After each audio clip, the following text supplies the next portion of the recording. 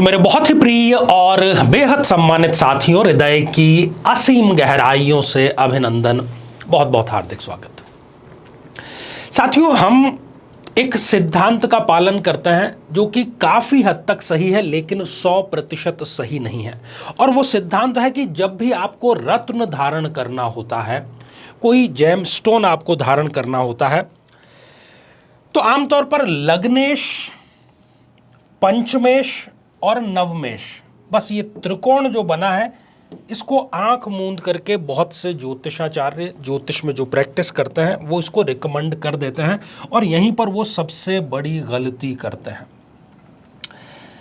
साथियों, जब भी हमें रत्न धारण करने के बारे में विचार करना हो, तो सबसे पहला सिद्धांत ये है कि वो देखें कि वो आपके लिए योग कारक है या नहीं, आपकी कुंडली, आपके लग्न के लिए वो फेवरेबल है या नहीं। पहली बात, जब वो फेवरेबल हो जाए, ठीक है, ये यस हो गया। दूसरा देखना होता है कि वो कहां पर विराजमान है, प्लेस्ड कहां पर है, क्योंकि इंसान हो सकता है बहुत अच्छा हो, लेकिन वो नशेड़ियों के बीच में जाकर के बैठ गया है, अपराधियों के बीच में जाकर के बैठ गया है, तो वो अच्छा अब नहीं रहा। ये एक जनरलाइज बात है। तो ये कमेंट हमारे पास में आया था शिवम यादव जी का, और इन्होंने लिखा था, गुरु जी नमस्कार। तो शिवम जी, आशीर्वाद हृदय की असीम गहराइयों से। आगे आपने लिखा है कि मिथुन लग्न में बुध 8th हाउस में है, इनकी मिथुन लग्न की जन्म पत्रिका है, और बुध देव इनके यहाँ पर 8th हाउस, इस अष्टम भाव, इस मृत्यु भाव में विराजमान है। तो क्या पन्ना पहना जा सकता है? गलती से भी नहीं पहनना चाहिए। चाहे लग्नेश है, कोई बात नहीं, गलत स्थान पर वो प्लेस्ड हो गया। प्लीज बताएं क्या करें, कौन सा रत्न पहने, जॉब के लिए क्या करें, सफलता के लिए क्या करें।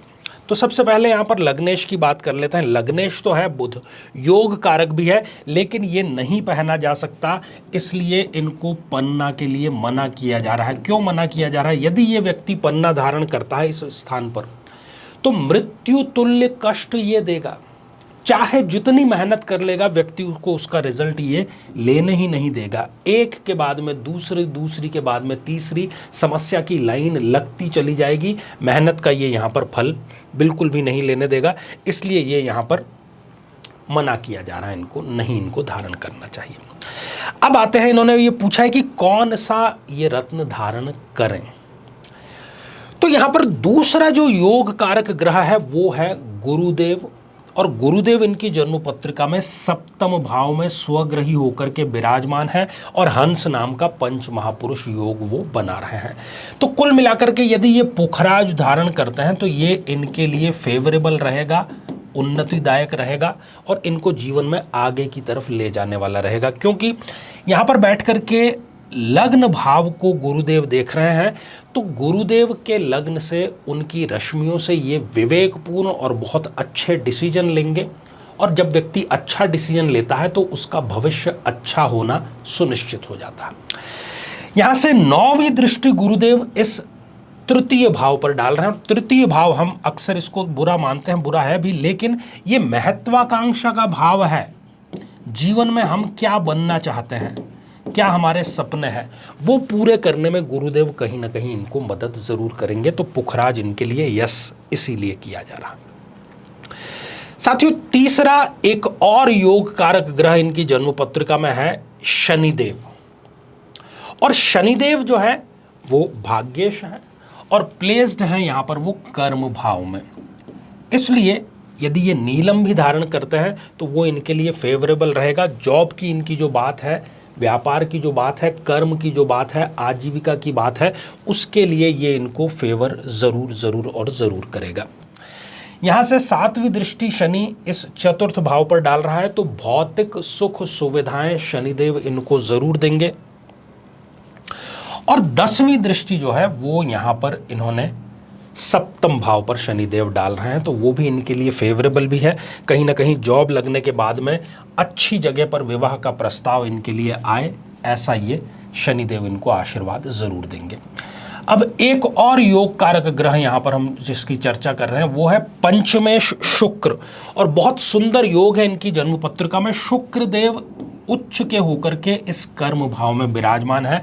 तो ये हीरा, और हीरा यदि ये अफोर्ड नहीं कर सकते तो अमेरिकन डायमंड ये भी ये धारण कर सकते हैं। इनके लिए वो बहुत सुंदर और अच्छा रिजल्ट लेकर के आएगा। तो हमारी जो सबसे बड़ी गलतफहमी ये दूर हुई कि आंख मूंद करके हम लग्नेश का, पंचमेश का, नवमेश का बस, और कई तो वो त्रिकोण ही धारण कर रहे हैं कहीं गले में या हाथ में। तो ये जो ट्रेंड है ये बिल्कुल ठीक नहीं है। लेने के यहाँ पर देने पड़ सकते हैं। यदि ये व्यक्ति पन्ना धारण करेगा तो जिस स्थिति में है उससे माइनस में जाना सुनिश्चित है, उससे अधिक संघर्ष का समय आना सुनिश्चित है। फिर आप कहेंगे मैंने तो लग्नेश धारण किया, आपने पहले रिसर्च नहीं की। तो साथियों, इनके कमेंट के जवाब में तो आज इतना ही। यदि आप भी चाहते हैं कि आपकी कुंडली का विश्लेषण हो, आपकी समस्या का समाधान हो, तो आगामी समय में मैं स्वयं इन शहरों में उपस्थित रहूंगा। आप समय सुनिश्चित करके मिल सकते हैं या फिर आप टेलीफोनिक अपॉइंटमेंट भी ले सकते हैं। तो आज के लिए केवल इतना ही, और इसी मंगल कामना के साथ में कि आप सभी स्वस्थ, समृद्ध और शांतिपूर्वक जीवन व्यतीत करें। नमस्कार।